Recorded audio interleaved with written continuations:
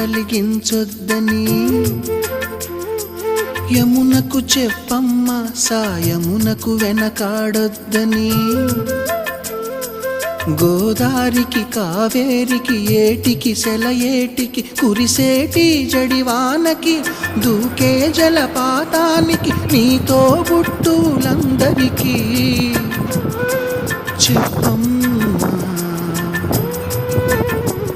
మా గంగమ్మ జీవనదివిగా